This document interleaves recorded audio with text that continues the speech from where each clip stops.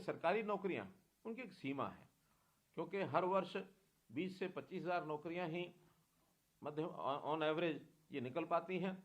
अब ये ठीक है कि पिछले कई वर्षों में हम सरकारी नौकरियां शायद उतनी नहीं दे पाए, तो अभी आगामी इस 6 महीने के अंदर अंदर 60,000 नई नौकरियां ये हम देने जा रहे हैं। हमने पिछले अपने 9.5 साल के कार्यकाल में 1 लाख से ऊपर सरकारी नौकरी ये दी है।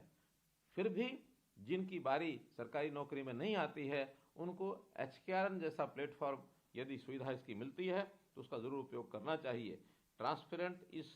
हमारा इस पोर्टल को किसी भी मानवीय हस्तक्षेप के बिना चलाया जाता है। टेक इनबिल्ट ऑनलाइन सिस्टम इसमें हमने रखा है और इसमें SC/BC का जो रिजर्वेशन है उसका भी पूरा ध्यान रखा गया है ताकि किसी वर्ग के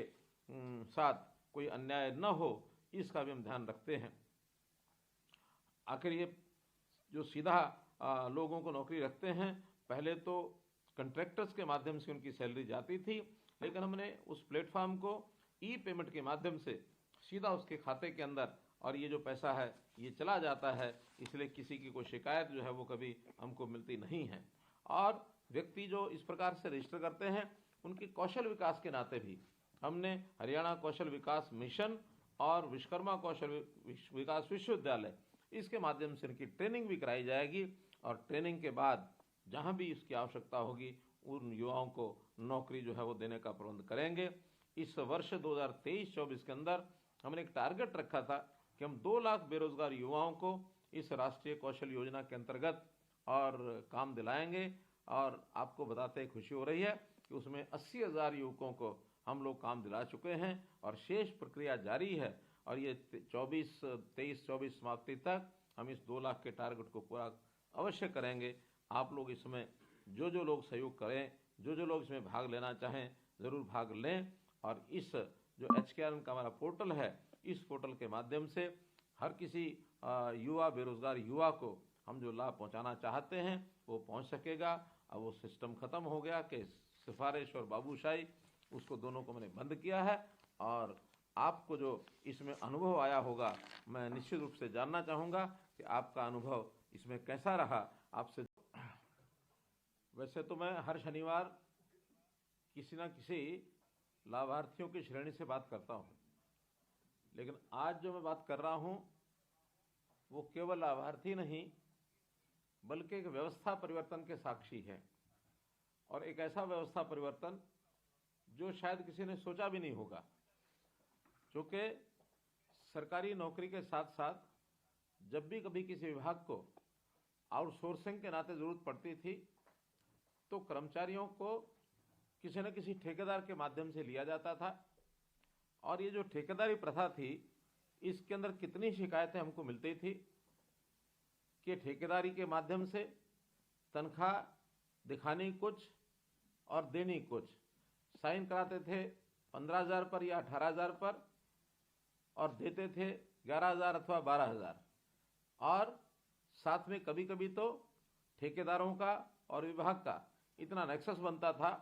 कि संख्या बताई गई है 50 और तनख्वाह 50 की निकल रही है और लगाए गए हैं वहाँ 40 या 45। तो इस प्रकार के दोहरे नुकसान, सरकार का भी नुकसान और जो व्यक्ति लगते थे उनका भी नुकसान। और कभी कभी तो नाम किसी का दिखाया जाता था और काम करने के लिए किसी और को भेज देते थे। रामचंद्र का नाम बताया, श्याम प्रसाद ने काम किया और मोहन प्रसाद को पैसे मिल गए और ये झगड़े लगातार बने रहते थे। आखिर ये सारी चीज़ जब ध्यान में आई तो हमने उसमें इस प्रकार का कार्यक्रम चलाया जिसमें सभी को सुविधा हुई, सरकार को भी लाभ हुआ और काम करने वाला व्यक्ति वो भी निश्चिंत होकर के काम करने लगा। हमने शुरू किया हरियाणा कौशल रोजगार निगम और इस कौशल रोजगार निगम के माध्यम से एक प्रकार से ठेकेदारी प्रथा उसकी समाप्ति हुई, जो कि बहुत से ऐसे कर्मचारी संगठन जो थे पहले से मांग करते थे कि ठेकेदारी प्रथा को समाप्त किया जाए। इसमें जो लोग पहले से लगे हुए थे उनको भी उस ठेकेदारी प्रथा के माध्यम से उनके जो सब लाभ वो उनको मिलते नहीं थे। न उनको EPF मिलता था, न ESI का लाभ होता था और न ही लेबर वेलफेयर फंड के माध्यम से उनके परिवारों की चिंता की जाती थी। जब हमने ऐसे पुराने सब लोगों को भी हरियाणा कौशल रोजगार निगम अर्थात HKRN में उनको पोर्ट कर लिया है और नए भी लोगों की जो आवश्यकता डिपार्टमेंट्स की थी उसकी पूर्ति भी HKRN के माध्यम से ये की जा रही है। अगर मैं संख्या के बारे में बताऊं तो आज 1,08,000 लोग ऐसे हैं जो पहले से काम कर रहे लोग वो HKRN पोर्टल पर पोर्ट हुए हैं और 17,785 ऐसे नए लोगों को भी इसमें रोजगार दिया है। तो इस प्रकार से एक पारदर्शी तरीके से इस काम को किया गया है। अब जो नए लगते हैं उनको कोई किसी की सिफारिश से, न किसी अधिकारी अफसर से बात कर रही है, न किसी नेता की सिफारिश से, बल्कि एक मेरिट के आधार पर उनकी परिवार की आय कितनी है, व्यक्ति की योग्यता कितनी है और व्यक्ति रहता कहाँ है, क्योंकि कम आय होने के नाते से योजना बनाई गई कि जहाँ व्यक्ति की आवश्यकता है काम करने की, उसी ब्लॉक या उसके आसपास का व्यक्ति ही नौकरी मिले, ताकि इतनी कम आय में अगर वो 100 किलोमीटर 150 किलोमीटर दूर जाता है तो उसके आने जाने की कठिनाई या वहाँ रहने की कठिनाई, इसको भी हमने ध्यान किया है। तो इस प्रकार से हमने जो पहले चरण में ऐसे लोगों को नौकरी दी जिनकी परिवार की आय 1 लाख रुपया या इससे कम थी, दूसरे चरण में 1 लाख रुपए से लेकर के 1,80,000 रुपए तक की जो आय के परिवार थे उनको नौकरी दी है। तो ऐसे जो सब एक योग्य प्रकार से इस काम को हमने आगे बढ़ाया है और न केवल नौकरी दी बल्कि इसके बाद हमने जो सरकारी कर्मचारियों को सुविधाएं मिलती हैं उनमें भी बहुत सुविधाएं दी हैं। 10 आकस्मिक अवकाश, ऐसे ही 10 मेडिकल अवकाश और महिला कर्मचारियों के लिए मातृत्व अवकाश इसकी भी सुविधा हमने दी है।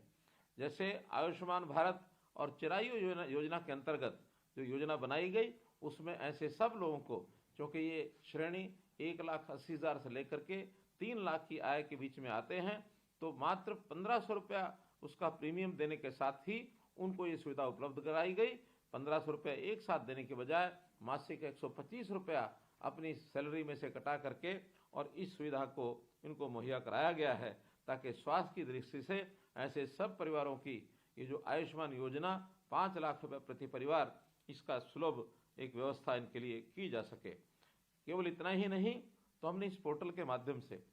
प्राइवेट नौकरियों को भी यानी एक प्रकार से देने के लिए योजना बनाई है। जो प्राइवेट एंटरप्रेन्योर हैं, उद्योगपति हैं, वो भी इस पोर्टल के माध्यम से नौकरी प्राप्त कर सकते हैं। और साथ ही विदेश में रोजगार के लिए भी, क्योंकि युवा शक्ति बहुत बड़ी आकांक्षा रखते हैं कि हम विदेशों में जाकर रोजगार करें। बहुत शिकायतें आई हैं कि वहाँ गलत तरीके से युवा एजेंटों के माध्यम से लाखों रुपया खर्च करके विदेशों में रोजगार के लिए जाते हैं और वो भी इलीगल तरीके से। डोंकी आदि का जो एक प्लेटफॉर्म बना कि डोंकी जंप के माध्यम से उनका एक टेस्ट आदि लेकर के उसको भेजने लगे और बहुत से लोगों की तो जान जोखिम में भी आ गई। तो इसको ठीक करने के लिए हमने हरियाणा का जो हमारा विदेश सहयोग विभाग है उसके माध्यम से विदेशों में नौकरी देने का कार्यक्रम शुरू किया है। हाल ही में इजराइल, दुबई और यूनाइटेड किंगडम द्वारा मैन पावर की जो मांग की गई है, हमने विज्ञापन के माध्यम से ऐसे 10,000 से ऊपर लोगों को और उनको रोजगार देने के लिए रजिस्ट्रेशन करने के लिए कहा है। और मुझे खुशी है बताते हुए कि लगभग 5,000 लोग ऐसा रजिस्ट्रेशन कर चुके हैं और अभी तो समय पर्याप्त बाकी है। इस समय में यदि लोग रजिस्ट्रेशन करते हैं तो उनका प्रशिक्षण करा करके और उनको विदेशों में भेजा जाएगा। 25 से 40 साल के युवा युवतियां इसके अंदर अपना आवेदन कर सकते हैं और इन देशों में श्रमिक, सिक्योरिटी गार्ड, स्टाफ नर्स आदि के जो काम हैं इसको जो है उनके अंदर भेजा जाएगा। तो इस प्रकार से इस कार्यक्रम के माध्यम से जो इलीगल तरीका युवकों को विदेशों में भेजने का, चाहे कबूतरबाजी है, डोंकी है अथवा गलत तरीके से विदेश भेजने के लिए जो उनको प्रोत्साहन दिया जाता है, वो रुकेगा। और हमने तो यहाँ तक भी कहा है कि विदेश जाने के लिए जो नौजवान हमारी जो पढ़ाई करके कॉलेज से अथवा यूनिवर्सिटी से निकलते हैं, ग्रेजुएशन पोस्ट ग्रेजुएशन के बाद उनको फ्री पासपोर्ट देने की व्यवस्था भी मैंने की है। हज़ारों ऐसे बच्चे फ्री पासपोर्ट लेकर के भी बाहर निकले हैं ताकि विदेश जाने के लिए उनको ये सुविधाएं ये दी जा सके। तो मेरा आपसे निवेदन है कि यदि आप HKRN के माध्यम से अपना नाम सूची में लिखाना चाहें ताकि हमारे पास एक डाटा बैंक ये तैयार रहे कि आपकी योग्यता के हिसाब से, आपकी रैंकिंग के हिसाब से कहीं भी आपको नौकरी दिलाई जा सके। तो आप आज ही जो पोर्टल हमारा बना है hkrn.iti.haryana.gov.in, इसको खोल करके इस पर अपना पंजीकरण करें, ताकि आप भी एक जिसको कहना चाहिए पंक्ति में, एक क्यू में लग जाएं कि आपके रैंकिंग के हिसाब से आपको भी काम की ऑफर दी जा सके। हम आपको काम की ऑफर देते हैं, यदि आप स्वीकार करते हैं तभी आपको उसमें ज्वाइनिंग कराई जाएगी। इसमें भी आपको एक सुविधा जो है वो दी जाएगी। हम जानते हैं सब कि जब बातचीत होगी तो आप हमें बताइए, और अगर आपसे हमारी बातचीत का अवसर नहीं मिलता है तो आप लिख करके हमको भेज दीजिए, और आपको निश्चित रूप से उसका जवाब भी मिलेगा। इस व्यवस्था को और आगे बढ़ाने के लिए आप जो सुझाव देंगे उस पर पालन किया जाएगा। बहुत बहुत धन्यवाद।